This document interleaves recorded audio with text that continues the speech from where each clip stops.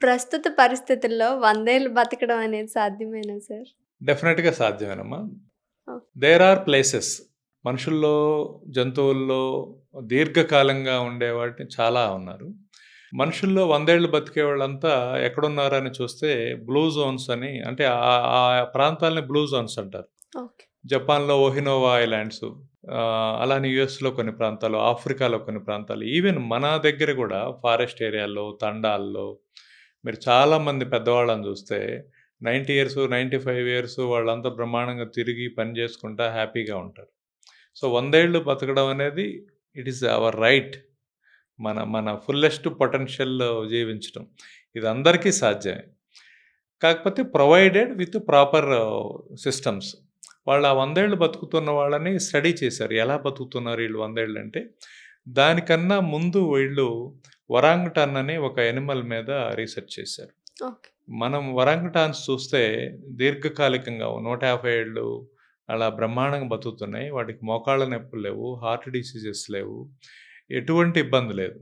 So, చానా హాయిగా మొదటి రోజు ఎలా ఉన్నాయో, చనిపోయే రోజు గూడా అంత హెల్తీగా చనిపోతుంది. ఈ 100 ఏళ్ళు బతకడం కన్నా 100 ఏళ్ళు ఆరోగ్యంగా బతకడం అనేది చాలా చాలా ఇంపార్టెంట్. ఈ 100 ఏళ్ళు బతుకుతున్న వాళ్ళందరినీ స్టడీ చేస్తే ఏం గమనించారంటే, వాళ్ళు తీసుకునే ఆహారం, వాళ్ళ జీవన విధానం, వాళ్ళ మానసిక పరిస్థితి. ఈ 3 వాళ్ళు 100 ఏళ్ళు బతకడానికి దోహదపడుతున్నాయని గమనించారు.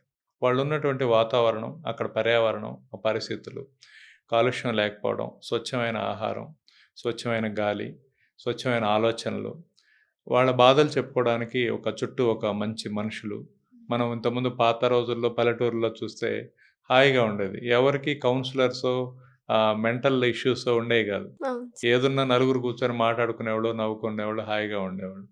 సో, అటువంటి వాతావరణం వాళ్ళు అలానే వాళ్ళ ఆహారాన్ని కూడా వాళ్ళు చక్కగా ఒక ట్రెడిషనల్ సిస్టమ్‌లో తయారు చేసుకొని ఉండేవాళ్ళు. ఇవాళ ఏ కొత్త రెస్టారెంట్ పెడితే ఆ రెస్టారెంట్‌లో ఇంకా కొత్త రుచులు ఏమున్నాయో చూద్దామని లేదు గాబట్టి, వాళ్ళు చాలా ట్రెడిషనల్ ఫుడ్స్ వాళ్ళ వాళ్ళ కాలమాన ప్రాంతాలను బట్టి వాళ్ళు అదే ఆహారాన్ని బతకడానికే ఆహారం తీసుకుంటారు తప్పితే వాళ్ళు ఆహారం తీసుకోవడానికి బతకరు. అందుకని వాళ్ళు దీర్ఘకాలంగా బతుకుతున్నారు. అంటే దీన్ని ఏమి డిసైడ్ చేస్తాయనేది మనం ఇంకొక వీడియోలో డిస్కస్ చేయొచ్చు. Okay sir.